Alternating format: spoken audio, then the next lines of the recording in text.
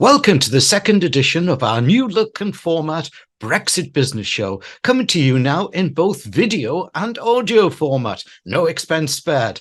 As always, our aim is to liven up Brexit and bring it out of its doldrums, warts and all. Now, in today's show, Hugh Morgan-Williams brings you his digest, Hugh's News, the Brexit news that you need to know. Then Hugh and myself will have a news chat about a topical item from the news, which, hint, this episode, we could be a bit trussed up. My Malcolm's Monologue will give you some practical guidance on the need to be agile in these volatile times. Too slow and you lose. Following that comes our brand new feature called Focus On, where we take a country each episode and talk about the business opportunities and challenges in that country. Last episode, it was Focus on India. This episode, Focus on Australia. Waltzing Matilda. The final segment, as in all our Brexit business shows, is our editorial comment called Hugh's View. Always to the point. Let's see what he's feeling like this episode. So let's get the show started with introducing Hugh's News.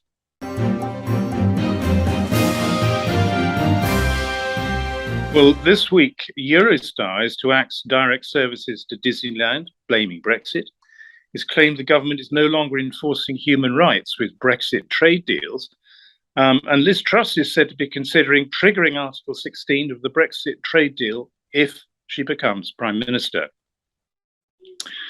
The latest travel casualty of Brexit is the direct Disneyland Express from the UK to the Magic Kingdom east of Paris. For the last 26 years, with a brief interruption for COVID, Eurostar has been running daily high-speed trains from London to Disneyland. The service is extremely popular with British families, but the Channel Tunnel operator will abandon the route from June next year, saying that it's a difficult economic time and plus the logistical implications of Brexit. Already stations in Kent, Ebbsfleet and Ashford have been closed to Eurostar traffic and, we're told, will remain closed for at least the next 2 years. Eurostar said they had to concentrate on their core routes in France, Belgium, and the Netherlands. New entry requirements are due to come into force next year, and Eurostar says it would be too difficult to accommodate them for marginal routes.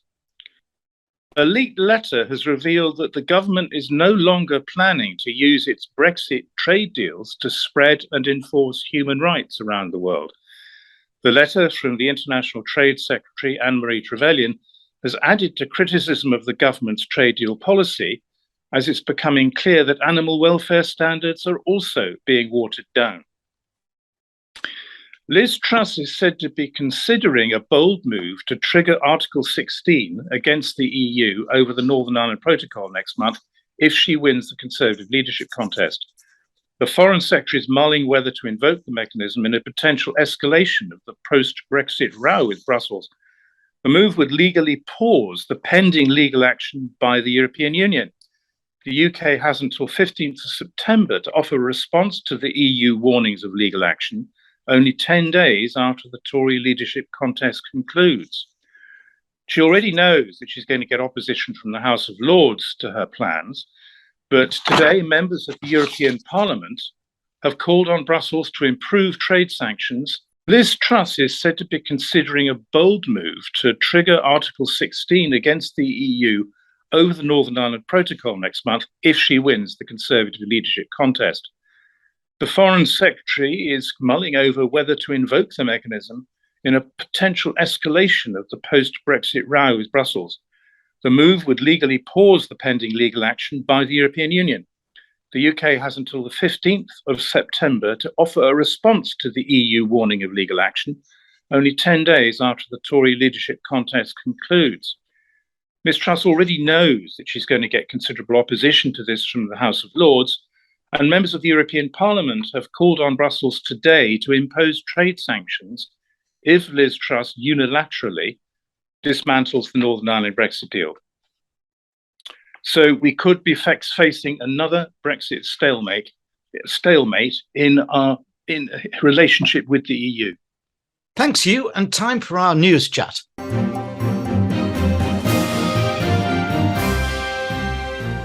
Let's talk about our new Prime Minister, whoever that may be, but I think a clever move by the Queen to make him or her go to Balmoral, introduce them to the Scottish challenge early.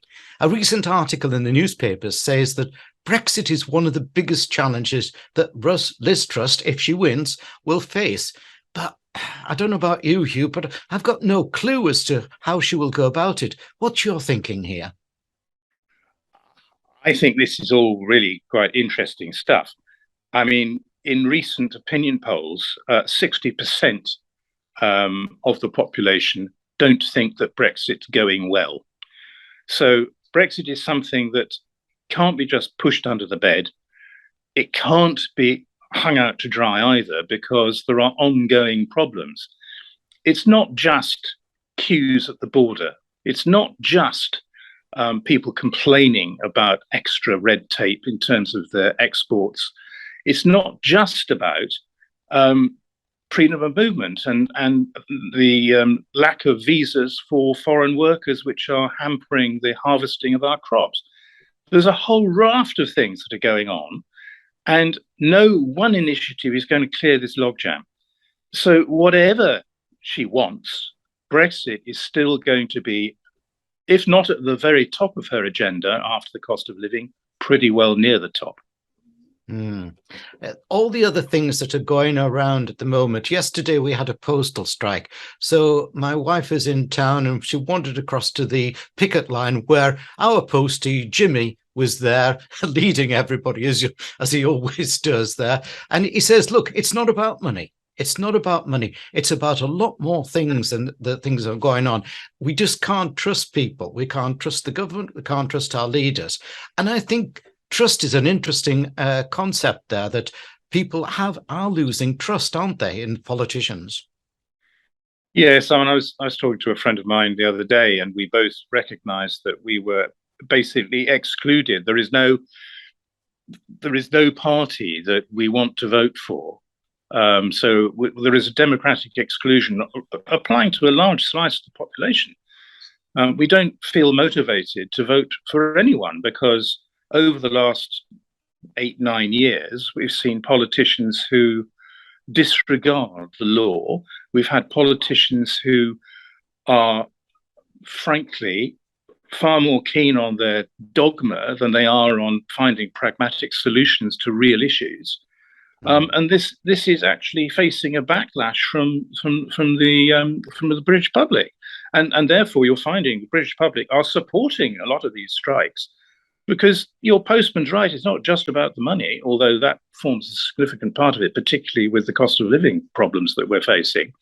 But it's a position of democratic accountability. And I think that's what politicians have got to face up to. They're not going to go on the hustings or, tout for votes in the same way that they did before, because people will just turn a blind eye and say, well, they would say that, wouldn't they? And they don't believe them. And you see that the shark-like smile of Rishi Sunak, and the constant protestations of tax cuts will fix the problem from Liz Truss. None of that will cut ice, except maybe with members of the Conservative Party. And it's a bribe. Yes. Interesting. Thanks, Hugh. And now for my pre-recorded Malcolm's monologue.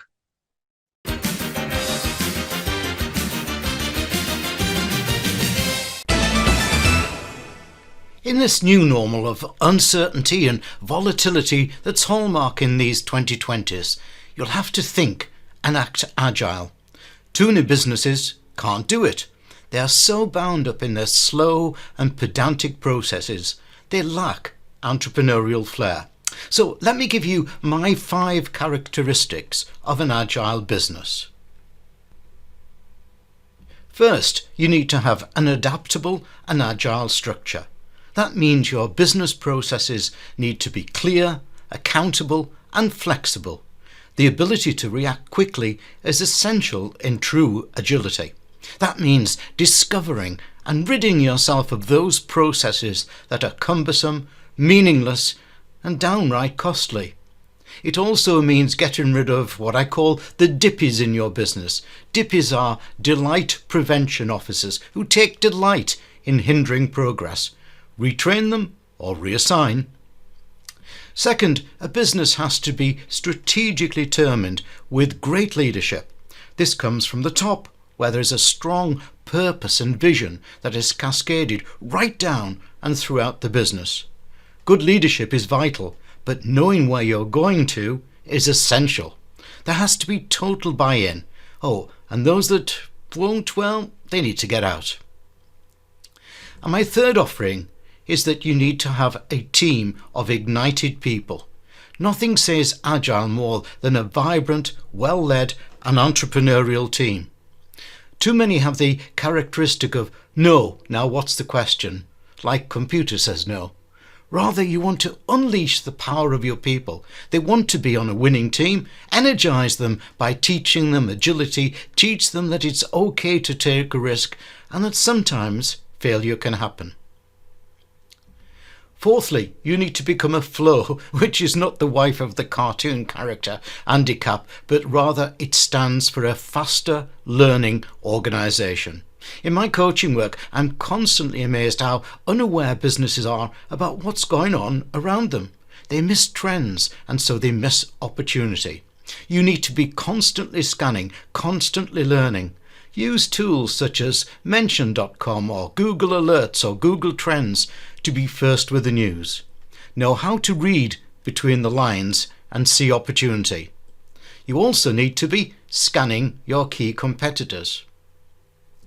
The fifth and final of my 5 Agile characteristics is truly embedding technology. Now, this is not just the ability to use a software program or a piece of kit, but it's knowing what it does for your customer and the market, how it does it, and how it gives you an advantage.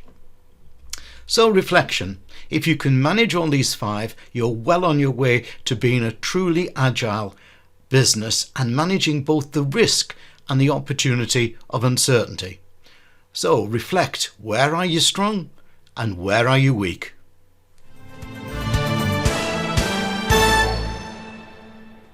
It's time now for our new feature, Focus On. With this episode, it's Focus On Australia.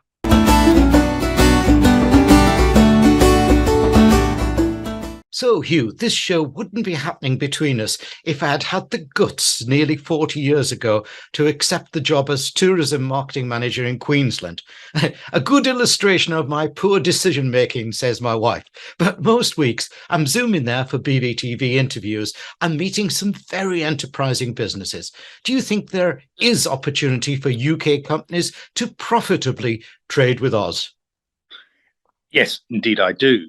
And I think we've come a long way from when our main export to Australia was convicts. We've actually got 1.6% of our exports going to Australia at the moment. Now that amounts to about £5.1 billion. Not a great deal, really. And we have an adverse balance of payments situation with Australia because we import more from them than we export to Australia. But we've moved a long way since, we were investing in infrastructure and the Sydney Harbour Bridge and the rail infrastructure and all the rest of it. And looking at the figures, it's quite interesting. Our exports are increasing. The main ones seem to be machinery and vehicles, pharmaceutical products, medical apparatus, plastics and clothing. So it's a broad spread, really. Electronics is also quite strong.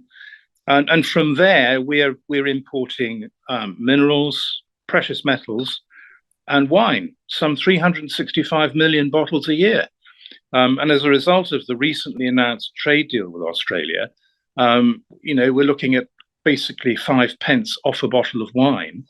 But the NFU and others are not so happy about the trade in meat, where, again, it's an argument about welfare standards. And there is a timetable whereby Australia will be allowed to increase their meat exports to the UK, which the NFU say threatens British farmers and British livelihoods. I think the other thing to bear in mind is that a recent survey said that the new Australian trade deal actually benefited Australia 6 times more than it benefited Britain. But that doesn't mean there aren't opportunities around. I mean, for example, Australia ditched the deal to buy French submarines, and they're buying basically a UK and US model of submarine. And that, in terms of servicing and all the rest of it, will add up to more than a row of beans. It will be quite significant, and there will be other defence contracts that we might well pick up.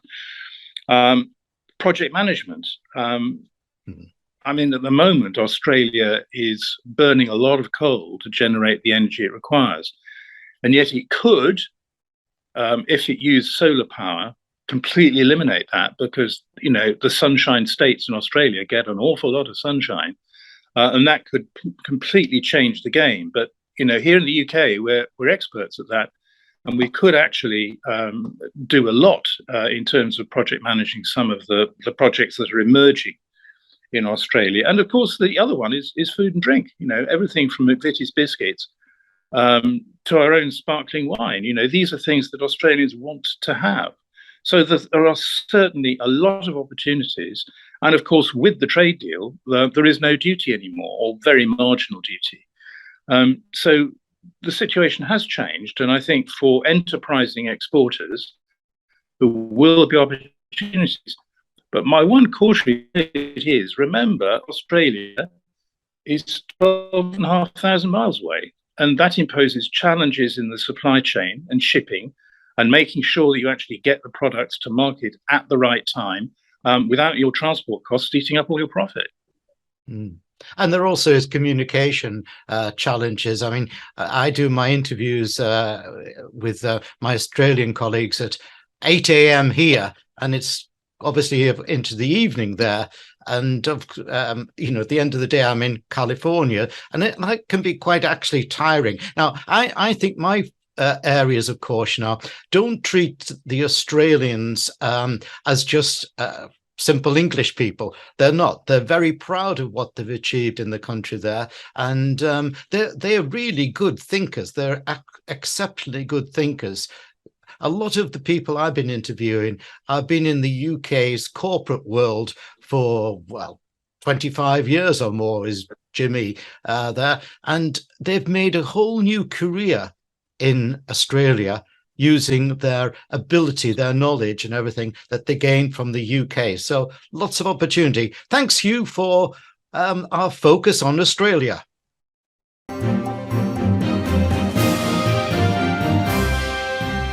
Bye for now. Excellent. Thanks, well done. I think that went quite well. As always, no Brexit Business Show would be complete without our to the point Hugh's view. So what's your focus on this episode, Hugh? Well, indeed, we have to focus, I think, on the Conservative Leadership Party contest, since it's less than a week now before we know who is actually going to be our next Prime Minister. And what will it mean for our standing in Europe and around the world? Liz Truss has already had a pop at French President Macron, who politely shot back saying the English were staunch allies of France despite their choice of leader. I thought was an interesting way of putting it. And the United States has made it very clear that any threat to the Good Friday peace deal will jeopardize any chance of a trade deal with the USA. So the stakes are high. And countries around the world sense opportunity in a post-Brexit world. We've already talked about the Australian trade deal, and it's already prompted adverse comments. Economists say, as I said, it's 6 times better for Australia than the UK. And the NFU, the National Farmers Union, has expressed fears that greater meat imports will destabilize our livestock industry. And no one would argue that the PM will have an empty in tray. Or a clash of priorities. But the stakes are high. It will take experience and the wisdom of Solomon to navigate through these myriad problems that we face. There will be no honeymoon and no room for mistakes. So let's hope the successful candidate won't buckle under the pressure. Thanks, Hugh.